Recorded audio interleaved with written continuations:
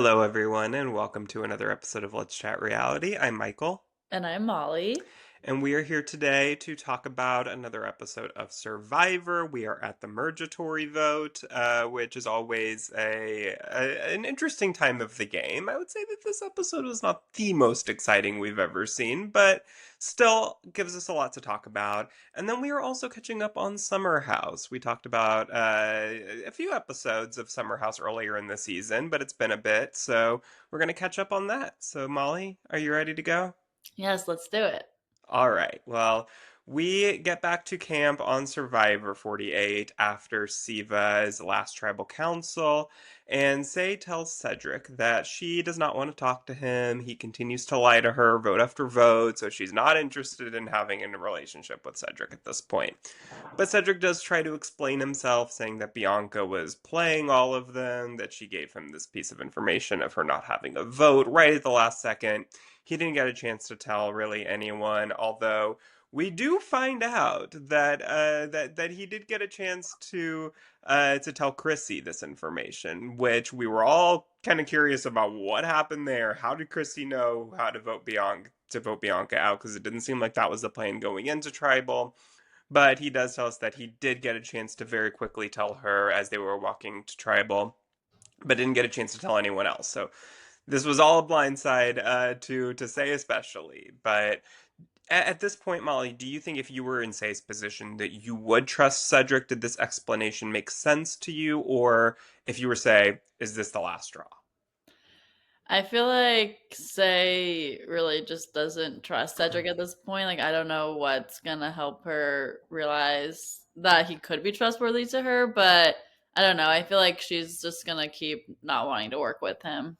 Yeah, yeah. I mean, like, look, the explanation makes sense. Like, it is a Yeah. true explanation in this case. Yeah. But if I'm in Say's position, it's time after time at this point. Like, at a certain point, it's like, okay, the explanation might be real this time, but hey, like, it's one too many. I don't know that we can have a close working relationship. Like, we can, keep each other in the loop, not actively target each other, but in terms of closely being aligned, it may be one time too many. Yeah. Agreed. Well, then all three tribes get some news here. They celebrate after receiving a message saying, "Drop your buffs. We're going to the Merge Beach." Not the Merge, but the Merge Beach. Do they have to still earn their way to the actual Merge, getting a buff? But they are all going to be on on one beach together at this point. So all the castaways come together on Loggy Beach, and they find a sign when they get there saying that there is an advantage hidden somewhere on the beach that will give them a leg up in the next challenge. So, this challenge is very important coming up because, as you know, it's the same way that they handled the Mergatory episode last season, which is a little bit different than it had been in the past before that. It seems like we're getting kind of closer and closer to just a regular merge at this point, but they want to be, all fancy and make everybody have to technically earn their way to get a buff. But only one person will be immune. So that's the difference, is that in the past it had been that half the tribe was safe and half the tribe was vulnerable to be voted out. But now there's a second part to the immunity challenge. It's technically like a reward challenge to earn the feast, and then an immunity challenge, an individual portion, where only one person will actually be immune. So the advantage here that is up for grabs that they don't know quite yet, but it is that whoever finds this advantage will be able to skip the first part, automatically get the reward, and then have to only play for immunity. So they're all scrambling to try to find this, and it's a foot race. We get a really interesting end here where it looks like Say's about to win it, or it looks like Charity's about to win it, and then Say comes out of nowhere and grabs it from her in a tight foot race. Yeah. Did you see Say coming here? It just seemed like she literally popped out of nowhere to me. I think I did see her close by, but I didn't see her like in the lead. So I was surprised to see that happen. I mean, maybe it was editing that was deceiving for us, but I mean, obviously, Say was thrilled that she won that, and she didn't know at that point what that advantage was, but that was a big advantage to win because they all got so muddy and tired from doing the first half of that challenge that not having to do that was definitely a big advantage. Huge. Yeah. And I mean, to be able to just know that you're getting the feast, like, this is Yeah. a big moment. Like, even, you know, it's a huge, obviously, they're hungry. Like, it's a huge reward. But even just the thought of being able to say, like, yeah, I was a part of the merge feast, like, that is such an iconic, you know, moment, a milestone to make in this game. It's something that you want to be a part of. And I feel like, yeah, I mean, for her just to not have to even be all muddy while you're doing that. And I mean, everybody, it was kind of crazy watching. I mean, I'm getting a little bit ahead here, but like, we're just watching that merge feast, like, just seeing everybody still so muddy. Like, they didn't even give them an opportunity to, like, get I in the know. water for a second and clean up. I don't know. I don't want to get my food all muddy. Like, why couldn't they Yeah, I just mean, at rinse this point, off? I'll go look, do they care? Yeah. But I would think I would care still, to some degree. Some But more yeah, fiber. yeah, I guess so. That's one way of looking at it. Yeah. But yeah, so Say wins that advantage, and then we get some more time with the tribe before going to the challenge. So we see Joe and Eva reconnecting, which was nice, of course, and they're kind of sharing information with each other of what happened on their swap tribes. And she tells him some big information. So she tells him that she and David have gotten really close, and she also gives him the information that she has Star's idol, and they want to build an alliance with Shaheen, David, and Kyle that is built around loyalty, honesty, and integrity. Just the things that this game of Survivor are built around. What did you think of all that? Yeah, that was kind of like at this point, yes, they are that those attributes that she's giving off, but like in Survivor, you never know. So it was just kind of funny that she was using those words, but and Joe as well. But I think overall, like I like this alliance together. Like I think that they could work well. They're all strong in challenges, and with that, like that's obviously a big plus, that they could win immunity and like not be up for elimination. But obviously there's other people in the merge that they're obviously like they could want them out too. So overall, like I hope that they can make it together pretty far, but I just don't know if they're gonna have to turn on each other at some point. Like I mean it's gonna happen at some point, but I don't know for how long. Yeah, I think they are bound to turn on each other. I mean, you know, it's nice to say loyalty, integrity, like, but when it comes right down to it, that's not going to be the case. Like, they're going to have to things are going to change. The other relationships are going to grow with other people, and like, I think that in such a short game, like in a 26-day game like this, and we're already halfway through, there's only 13 days left. Things are so fast paced. Like, I think in a game like Big Brother, it's a lot easier for a big alliance like that to actually stick together because you have just time to have conversations, to reassure each other, to like not make impulse decisions and, you know, just kind of do whatever the last thing you heard. I think that with this fast game, like, there's tribal almost every day at this point, and so you don't necessarily have time to go fact check everything you're hearing. And so somebody tells you, like, this person's throwing you under the bus, you know, this person's a big threat, and you just kind of like have to process it so quickly that I just don't think that it's as easy for an alliance like this to get together, like a big alliance like this to get together at this point and then make it even like the next 3 4 weeks without somebody turning on someone. So Yeah, we'll have to see. yeah, and like Kyle has, you know, this close relationship with Camilla. Like, there's other relationships that have been built Yeah. that already that I think are kind of going to put this to the test. So we will see.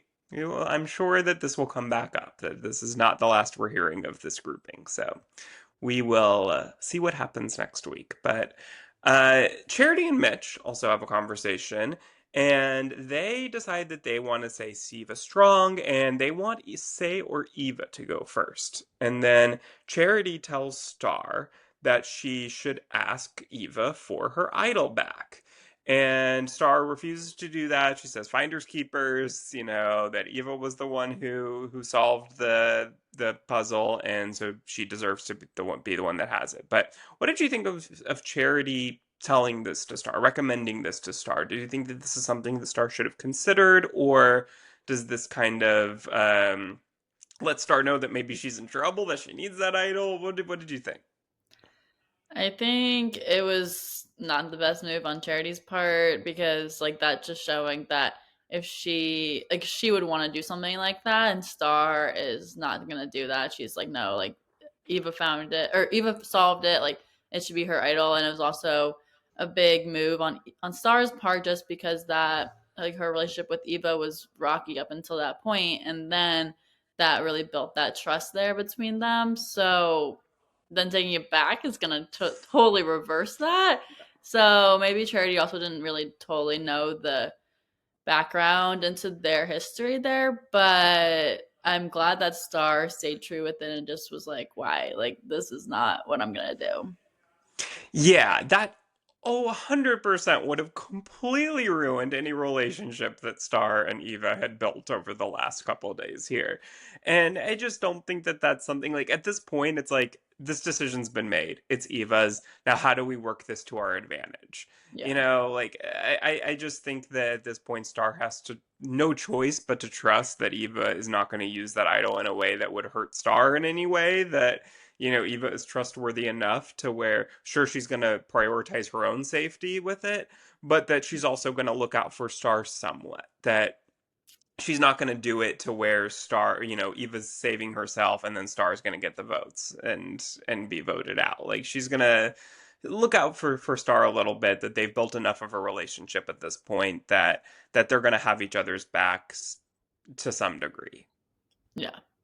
But I do see a world. I mean, I'm just gonna say that I do think that this storyline has built to the point that like it is possible that Eva could completely turn on Star. Like I don't think it's out of the realm of possibility.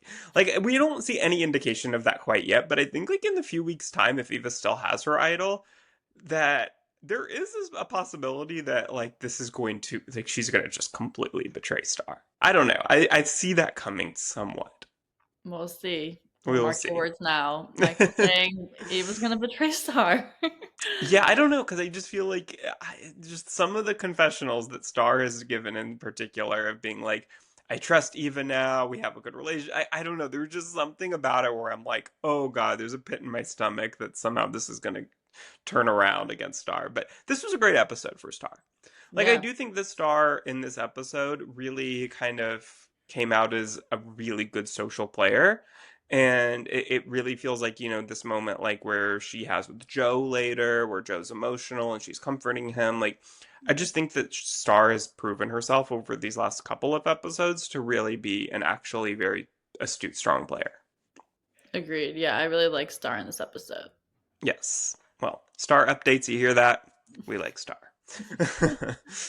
uh, all right, well, let's get to these challenges. So, a lot of challenges. I mean, this was a very challenge heavy episode with two challenges back to back. I prefer the format to like what we had for Murgatory that only have, now that we have only one immune player, it's all so much better. But can we find a way to do this in one challenge so that we're not getting so much challenge content, which is not why I watch Survivor necessarily personally. So, but you know. Yeah. Let's get to the reward challenge, the first part of it. So they're divided into two teams of six. We have an orange team of Charity, Eva, Cheyenne, Cedric, Mitch, and Joe, and the purple team of Chrissy, Camilla, Star, Kyle, Mary, and David.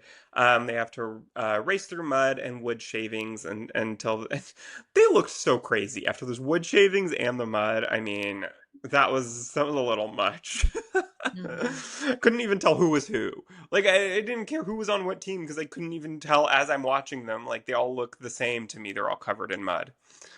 But anyways, I'll stop getting on my soapbox.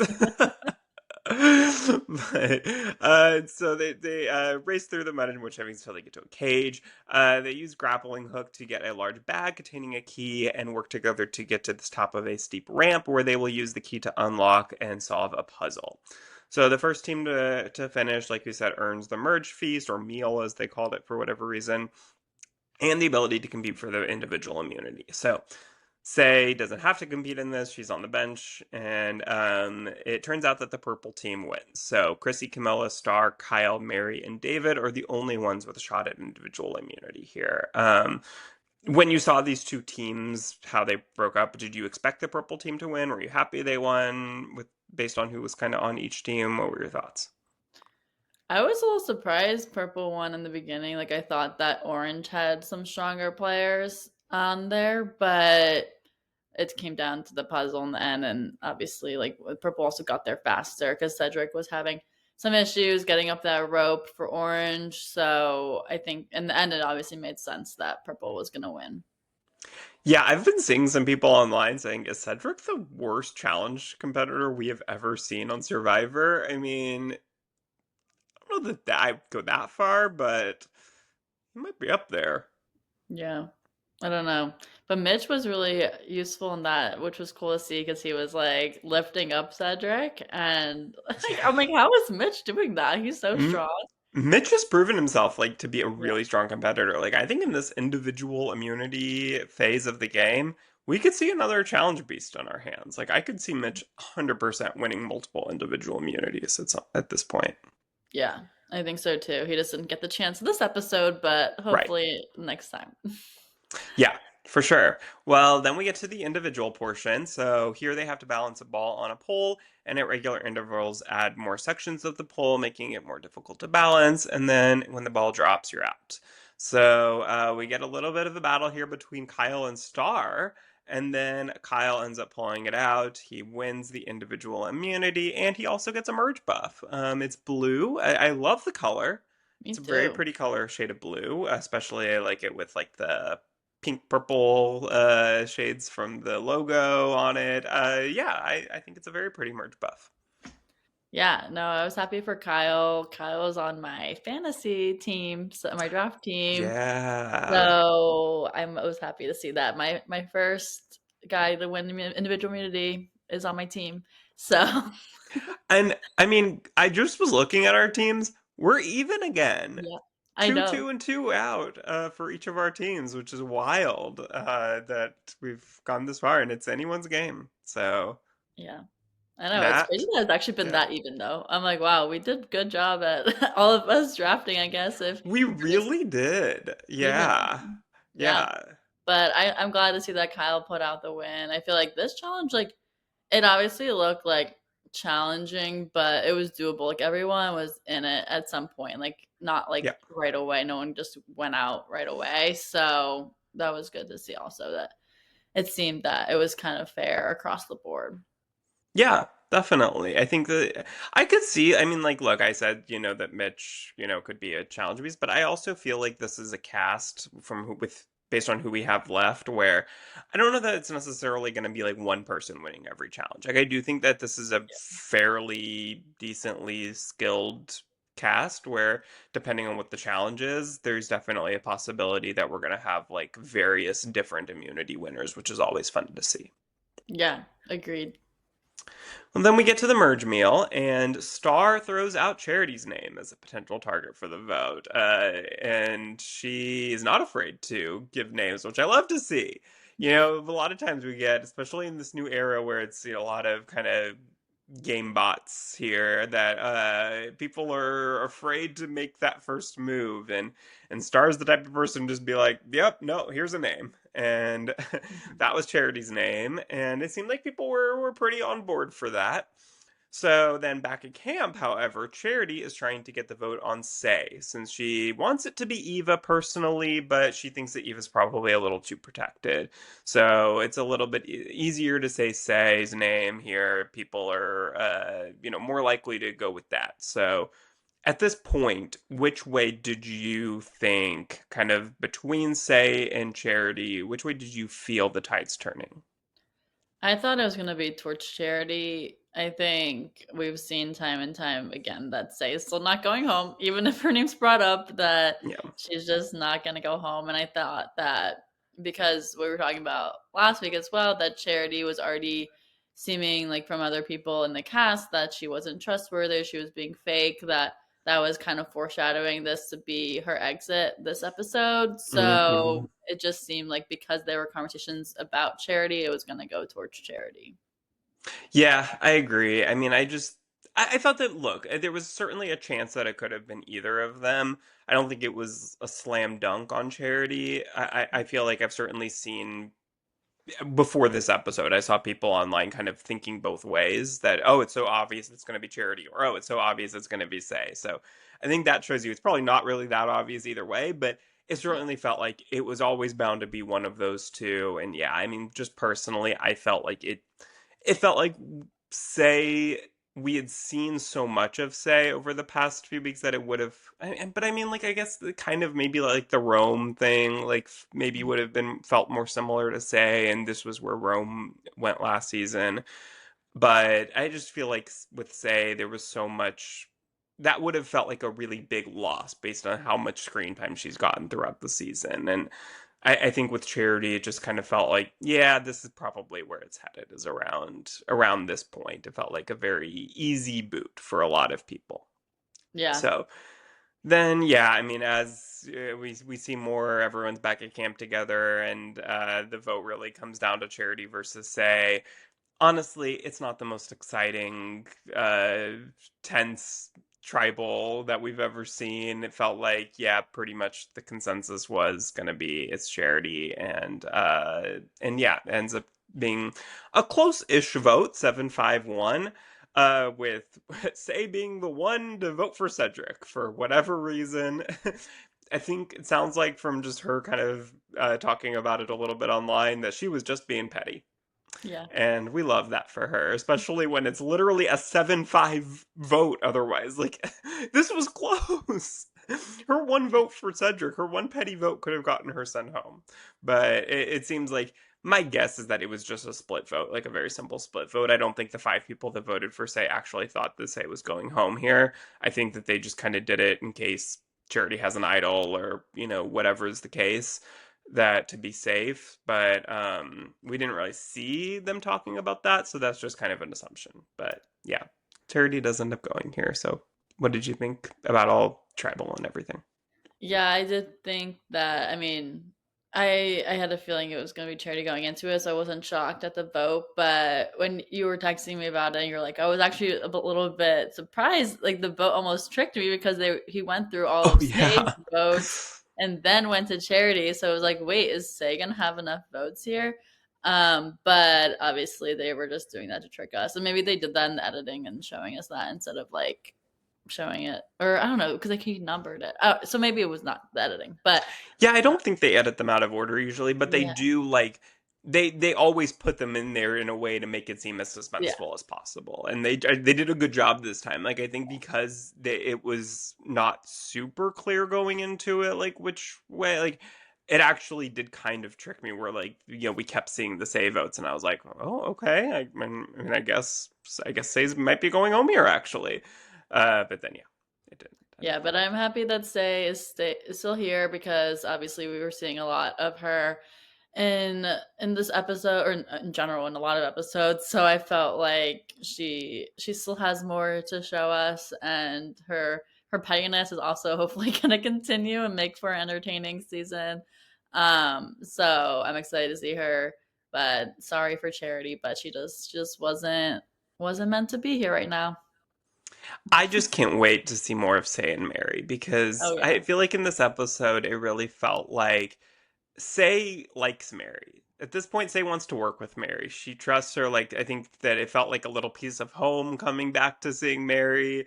And Mary doesn't feel the same way from what we're seeing. It feels like Mary wants Say out and does not trust Say at all and doesn't want to work with her. She's too hard to work with. And I'm going to be very interested to see how that relationship continues to play out, whether Mary can kind of get back on board with potentially trusting and working with Say a bit, or whether that's going to be something in the coming weeks where Mary continues to want Say out. So we'll see, but I'm really curious. I'm so glad that they're both here going into the merge. I think that this relationship will continue to be very interesting to watch. Yes, for sure. Yeah, they didn't like we didn't get a chance to close that out yet, so it couldn't have been Say because like we needed more content of Mary and Say. So Yeah, that we're was gonna something hopefully get that, so that. I was on Rob Sesternino does like a Q&A every Friday with patrons, and people call in and talk to him for like 10 minutes or so, and there was one that was saying that there's kind of, there's this theory with like Edgic, they call it, where people are trying to read the edit every week of Survivor to see who is going to go home, who's going to win, most likely to win based on the edit. And it was saying that, in this new era, it's not as easy to read the edit as it used to be. They used to make it, there was kind of this pattern that you could feel to see, like, okay, this person's getting a winner's edit, this versus this person's not. We're not seeing enough of them, whatever. Australian Survivor, I think, still kind of uses that old theory of like where it's very a little bit easier to read the edit and people just kind of get purpled, like we don't see them at all.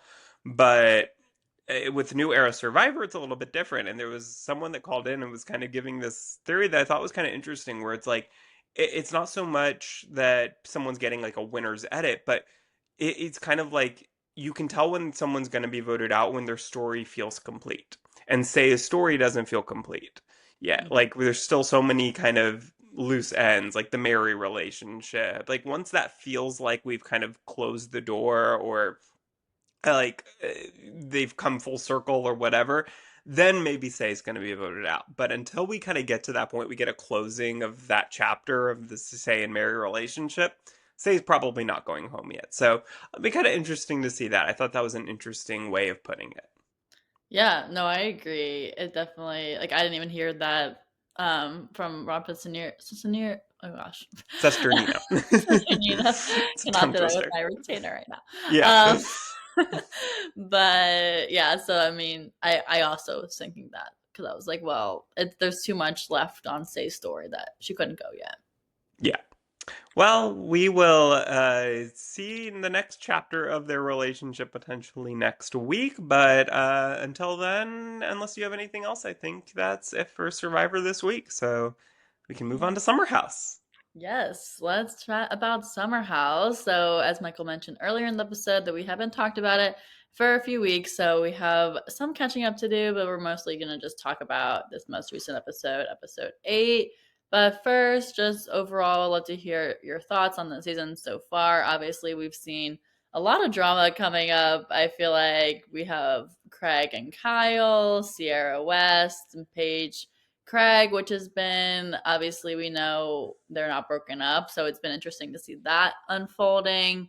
But I was kind of surprised to go to like first we can start with the Craig and Kyle of it. Like when Craig came in, like he just really didn't seem to care to like clear things up with Kyle. Like if he hadn't come in, like I don't think he would have even tried. And obviously that was upsetting to Paige because she's so close with Amanda. And Paige got in the middle of that drama too with Kyle. And so it was all just like stirring up there. But it seemed that they kind of moved on from it, but it's like they're just never going to be close. Yeah. Yeah, I mean, it's really interesting because I feel like I can see both sides of it with Craig and Kyle. Like, I can see that Kyle was hurt by Craig, supporting another seltzer company, and it felt my understanding of it, and maybe I'm wrong on this, but this is kind of my understanding, is that Kyle gave Craig. They talked about Craig potentially investing in Loverboy. Kyle gave him a quote, and Craig said, let me think about it. Give me some time. And then Kyle kind of gave him a deadline, or maybe Craig was waiting on Kyle to give him an amount. I don't remember exactly what it was, but there was nothing. It just kind of nothing happened with it. And then Craig decided to kind of go behind Kyle's back in a way and make this deal with this other company. And Kyle, I think, felt hurt because he felt like, well, I gave Craig an opportunity to invest in Loverboy, and he was kind of not. I don't. What's the expression that I'm looking for? Like, he didn't. He just kind of didn't give him an answer.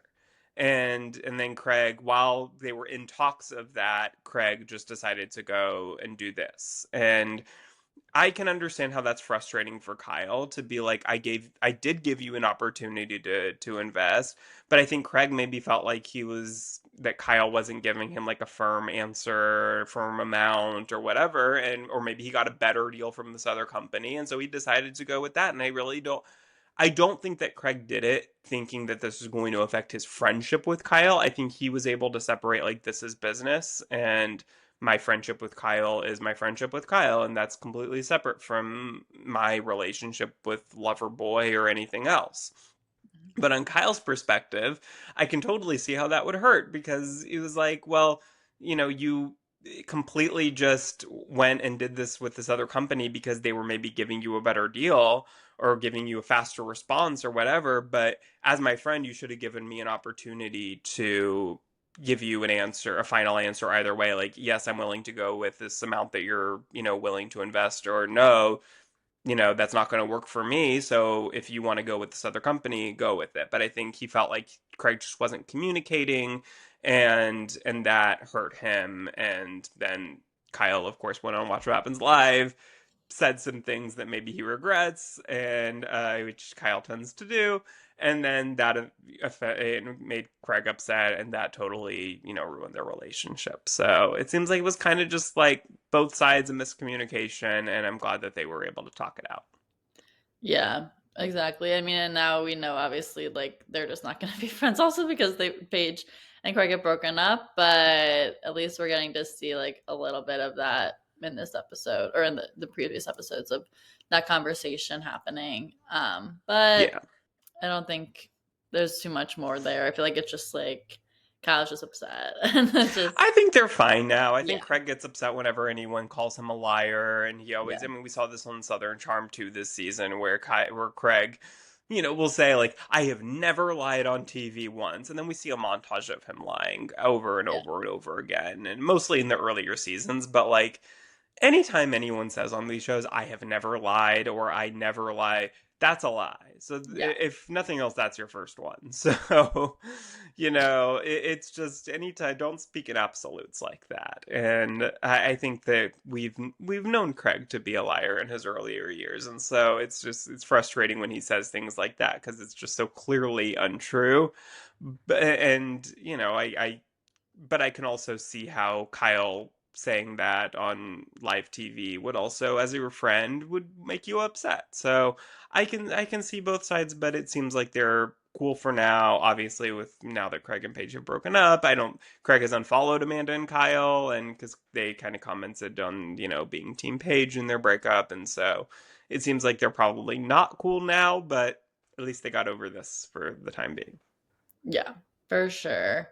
But also big part of this season is the Sierra versus West of it all. So obviously last season Sierra and West were a thing and they were always like together and it seemed like it was progressing in a way that maybe they wanted to be in a relationship, but then that didn't happen because Wes didn't want that, but Sierra was. It seemed like they just were not in the same page on Yeah. things, and now it's coming up on this show because obviously they're living together in the same house, and they have to be around each other. And Sierra's not wanting to talk to Wes really, and just overall feeling that like he's not owning up to what he did, and they like he's just trying to be friends and be cordial with her, but she's like no, I don't want that.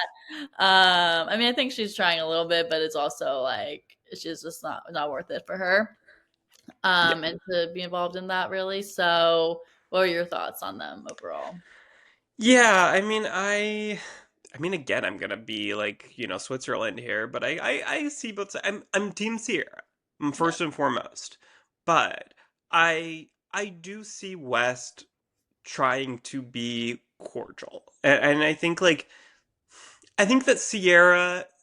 her feelings on this completely make sense if they weren't on a show together at this point. Like, I think that Sierra is trying to very much do like what Ariana did with Tom on Vanderpump Rules. I think in that situation, it's a little bit different because what Ariana went through was so much worse, and hmm what Tom did was so much worse. and they were in a 9 year relationship, so I completely understand, and that blew up to a level that was just like couldn't escape it. So Yeah. I could completely be, fully back Ariana in that situation. I think with Sierra, she's trying to do very much the same thing where it's like, I just don't want to associate myself with you, basically. But I think that that's a little bit harder because, like, they were in not a very long relationship. Like, what West did was bad, but it wasn't like that same level bad. And so I do think, like, if you're on a show together and you're living in a house together, especially, like, I do think that you have to have some level of communication and be able to, and they are, like, I mean, they're willing to be in a room together. Like, it's not the same extreme. Like, that was probably maybe a bad comparison, but I think that Sierra is someone when she breaks up with someone or when she feels hurt by someone, she just, like, she doesn't want anything to do with them anymore. And I think that, I hope that as the season progresses, she's willing to soften up a little bit, because I do think that West, like, he's trying, he is, like, trying to at least be cordial and, like, have a friendly relationship with her. And so I do hope that as the season progresses, she's able to kind of warm up to that idea just a little bit to get it where, they can coexist. Yeah, I agree.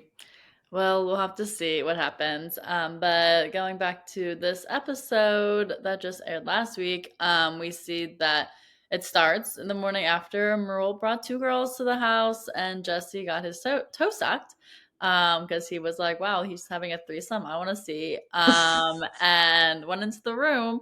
And then Merle asked him to get his toe sucked, basically. And Jesse didn't say no. But then Jesse's acting like nothing actually happened or like it wasn't anything serious and it was just like a joke kind of thing. So, what were your thoughts on that situation? Like, what show am I watching? Like, is this serious? I mean, I think that Jesse is not.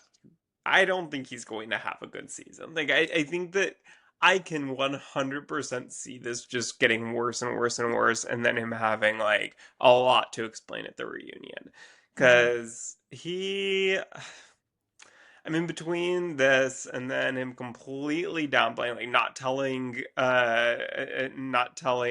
what Lexi. Lexi at all about this, and then from, flirting with Sierra all weekend, and then not telling Lexi about that, or at least trying to very much downplay that when it gets brought up. Like, I think that Jesse is completely trying to have his cake and eat it too. Like, he is trying to act completely single all summer long, but then also have Lexi in his back pocket. And I just don't think you can have it both ways, especially with someone like Lexi who has very strict, like, she's jealous. She's very much going to be the jealous type who's not okay with what he's doing with Sierra. Like, he thinks some girls maybe he would be okay with that, or at least, like, not have as much of a problem with it. But I think Lexi is the type who we've seen that she does not want Jesse commenting on their Instagram. She doesn't want Jesse doing this and that. Like, she's very much like, you're mine and I don't want you to look at any other women. And that's not Jesse. Like, I just think they are not going to work out in any way, shape, or form at the end of the day.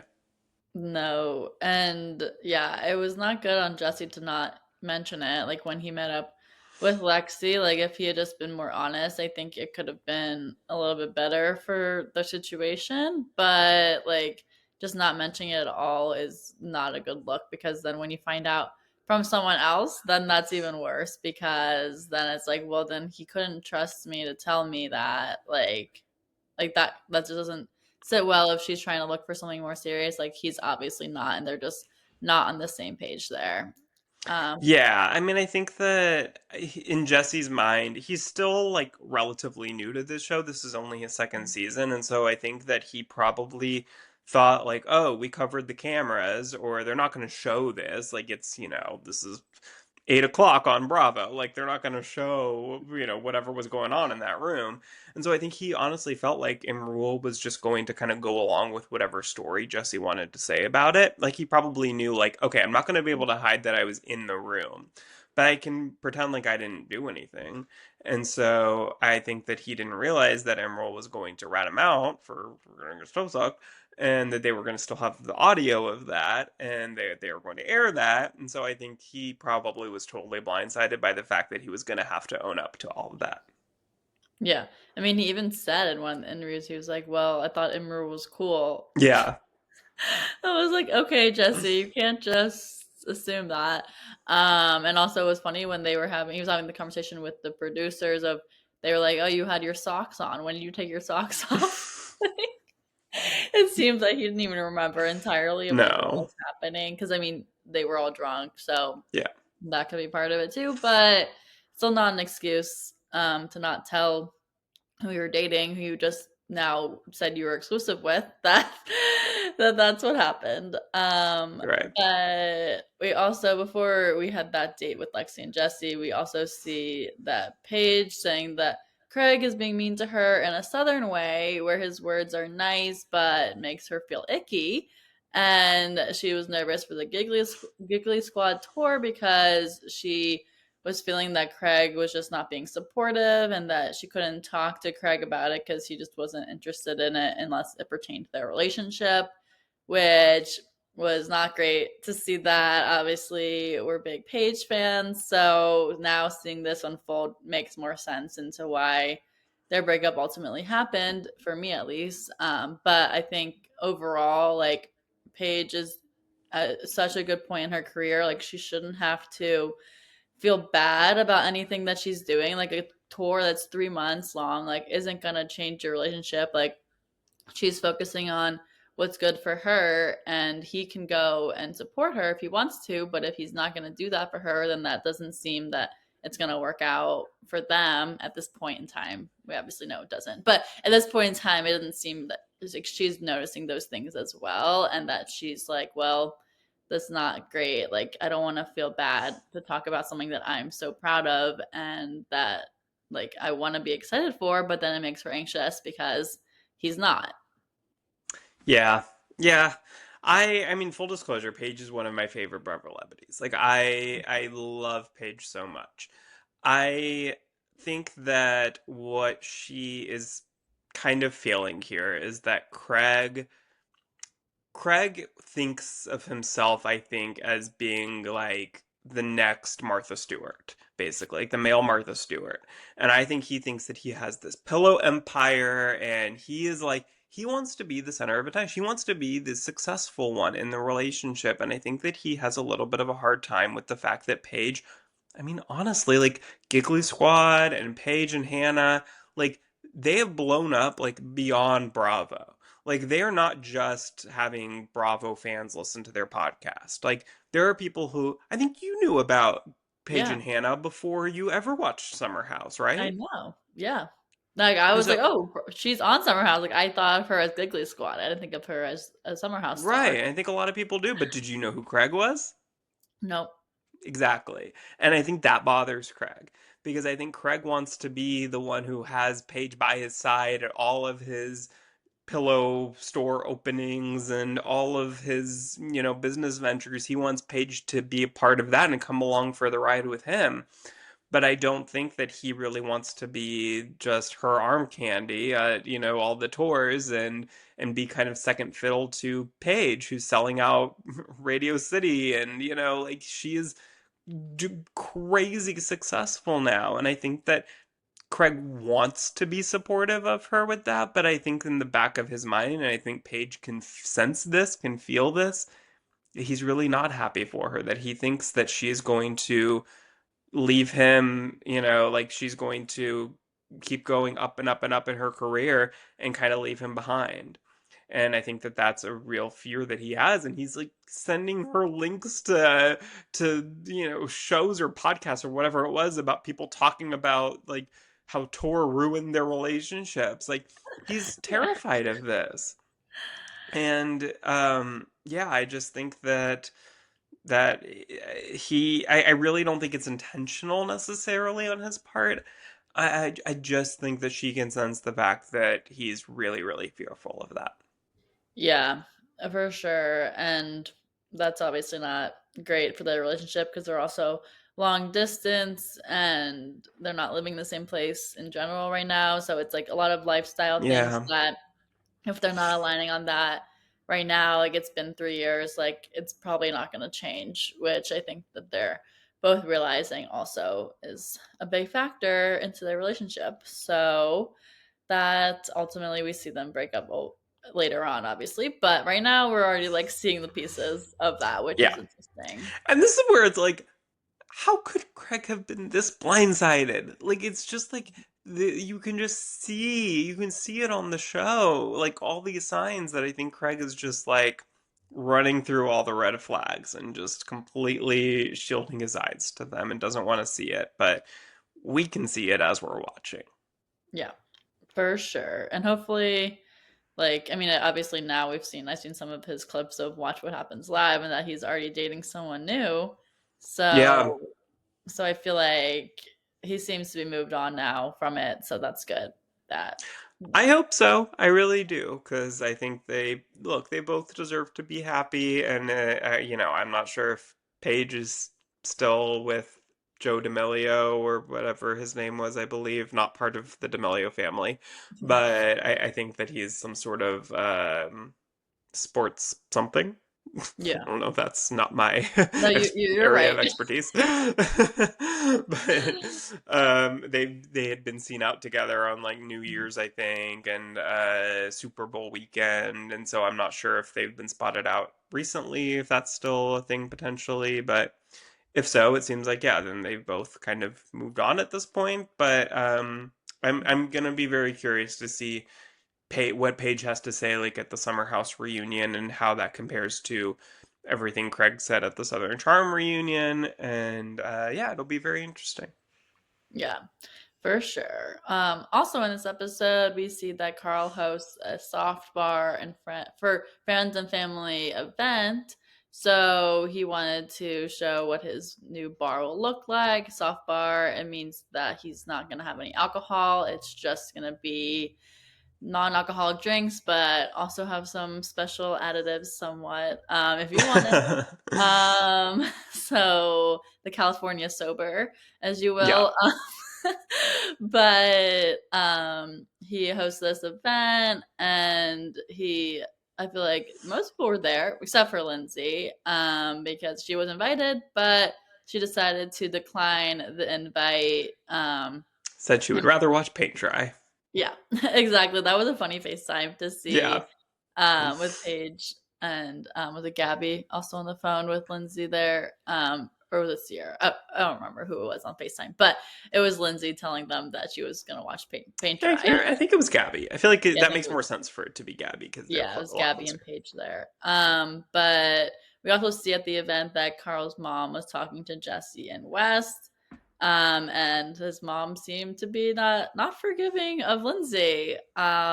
So interesting that there's still like that resentment there. And obviously, like I don't think your mom would ever get over something like that. I think it's just like it makes sense for her to be upset in that moment. Like it's not been that long that they had been broken up and they were gonna get married. Like it was a long time that it has been since they broke up. But I think in the reality of it, it's like not like time change really. It's just like that Right. was a big deal. And I think Lindsay had also said some things about the fact that like there was that scene last season of Carl talking to his parents about his relationship with Lindsay and it not being great and all this stuff, and a lot of people felt like that scene was not scripted, but like was set up to eventually like kind of set the stage for Carl to break up with her and that his parents may have been in on that and that there was a whole setup of Carl and his parents and that I think that probably his mom is upset about Lindsay fueling that fire and that kind of directly involves her more, so that could be part of it too. Yeah, for sure. But I think it's for the best. Obviously, it's for the best that they had broken up and that they had moved on, and good riddance to that relationship because it was no longer. Yeah. But also at the soft bar event they were having, that Paige and Gabby were talking with Jesse about becoming exclusive with Lexi, which just happened when Jesse and Lexi saw each other in the city. So they were surprised to hear that, and they asked him if he just did that because he wanted to have sex with her. But he didn't admit to that. But I think that was kind of obvious. And then also they also brought up how he was flirting with Sierra the weekend before, and he was like, what, like playing dumb and pretending like nothing was really happening there.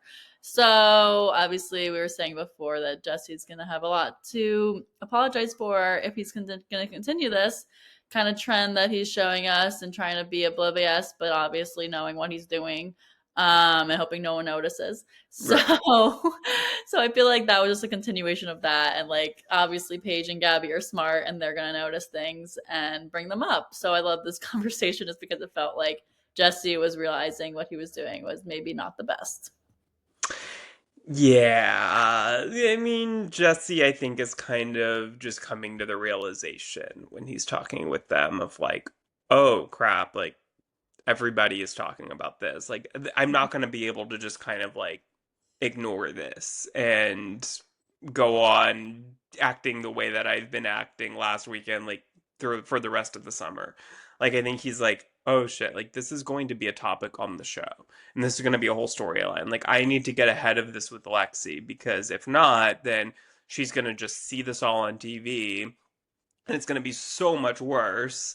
And then I'm going to have to explain myself at the reunion. And it just kind of like, I think the wheels are turning of like, how do I get out of this? The least, with the least amount of blood on my hands. Like, and I think that he then immediately goes to text Lexi, right? About like saying, everybody's saying that I'm flirting with Sarah. And then Lexi's at like a photo shoot or something and she sees that text and so I think, this is when Lexi starting to realize like maybe I missed more this weekend than I thought I did.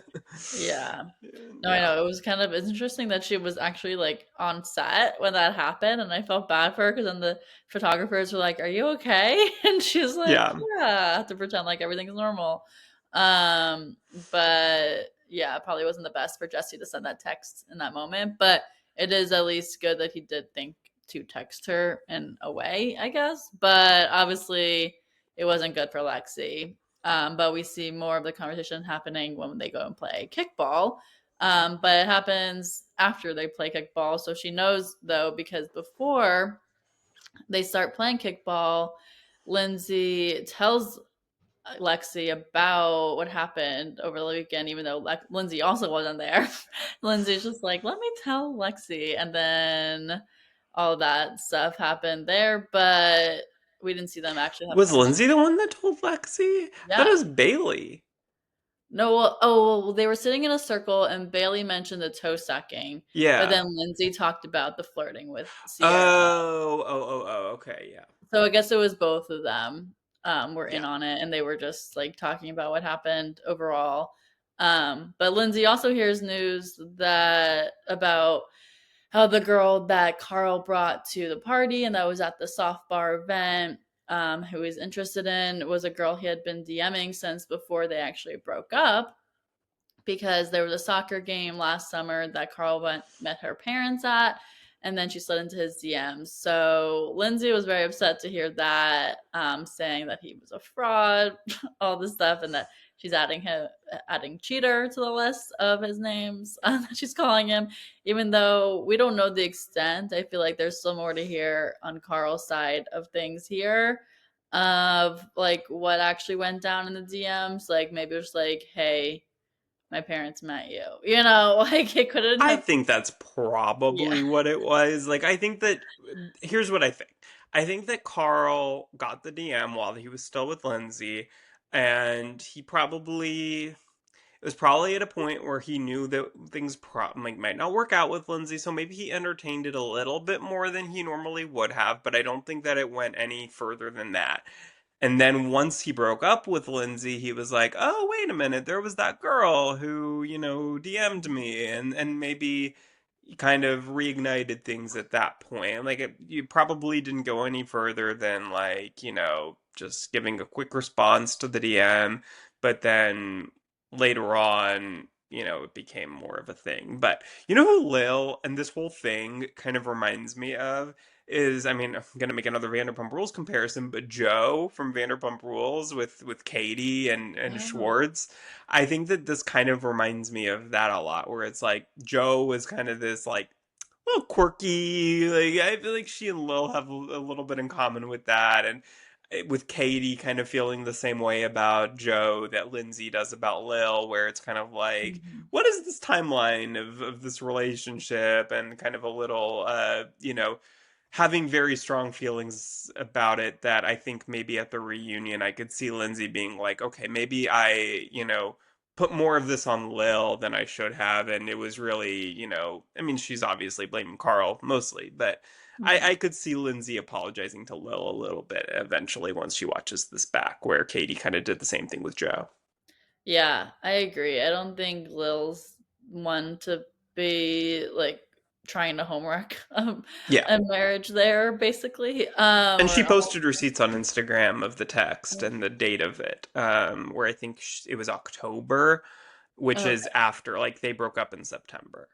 Yeah, So, so it was later on. So Lindsay just didn't know the extent when this conversation was happening with Gabby filling her in because Gabby didn't know the extent either at this point. So I think obviously it's not great to hear, but overall, like they've broken up, like they're not together anymore. Like you kind of have to just let it be. At that point, she's pregnant with someone else's child. So yeah. she's definitely moved on from that. But Lindsay still likes to be petty, it seems like. And we love that for her. Yeah, We love a pregnant, petty Lindsay. exactly. But yes, going back to Lexi and the Jesse situation. So when she finds out about the toe sucking, she's obviously not happy to hear that because she knew that Jesse purposely left that out in their conversation that they had earlier in that week. And also, he didn't go into the extent of what was happening with the flirting of it all. So after the game, they talked, and Jesse does apologize, but it seems to be that I don't think Lexi and Jesse are just gonna be together after this. Like I think they're just gonna end it as my opinion of it. Like Like, they're not going to be together the rest of the season? I think so. Oh, interesting. I don't think Lexi could move on from it. It was like a blatant like he didn't give her the information, and she seems like someone that like after one strike, like she'll just be done. Okay, well, I will say I do know the answer to that because I watched they released the first like 5 minutes of the next episode, and so I won't say anything, but I do know the answer to that, so I won't speak on So it. I they won't are give a still prediction. together. I'm not saying. Oh, well, actually, wait, I did see a clip of that. So they do stay together. I want them to not be together, but I do see that she doesn't he meet her parents? I yes. Okay. I guess I'll say. So now we're spoiling it, but so yeah, that's not good. It's not gonna that's digging Jesse even deeper grave then if that's Yep. what's happening. I That's feel like, oh my god, Jesse is so that type to be like, oh my god, we're about to break up. Here I'm proposing. Like it's just, like I could so see Jesse being that type of guy that just like goes above and beyond when he thinks that things are about to fall apart, just to make sure that they like stay together. Do the one thing that will get the person to stay. yeah. Yeah, that is so Jesse. Oh my god. Yeah, but it's just uncomfortable watching it because I'm like, we just know it's not gonna work out. Yeah. But Jesse just somehow, I guess, is able to she's able to forgive him, but and Lexi and Jesse will continue. We'll see how much longer, but I think the conversation, like, it's it's just a weird conversation to have. It's like, why did you get your toe sucked? Like, what what's going on here? It's a weird, yeah, it's a very weird situation. I think that Lexi is probably watching this with one eye open. Like, it's probably very hard to watch, whether they're together or not still. Like, even Yeah. like if they're together, it's probably even harder to watch, but I really don't think they are. So I think that this is probably a blip in a moment in time that she doesn't maybe want to relive so much. But Yeah. I'll be very interested to see at the reunion what their relationship is like there, and to see whether there's like any possibility that this is going to be like a up and down relationship that could continue in future seasons and be toxic, or whether this is like totally shut and moving forward and going separate directions. But Yeah. we'll see. I think Jesse's gonna want it to be cordial between them, but 100%. I don't This could know. very well be like the next Sierra and West, like next Yeah. season, where they're in the house together and just like very awkward. But I don't know. We'll have to see. It seems that Jesse just doesn't know how to be exclusive with anyone or in a He relationship doesn't with want to be. anyone. He's not ready for it, No. and he's trying to get himself to be because. I mean, because he wanted to have sex with Lexi, and that was the Yeah. only way that that was going to happen. And so he like completely changed who he was to fit that mold, and that's not who he is, and he's not ready for that yet.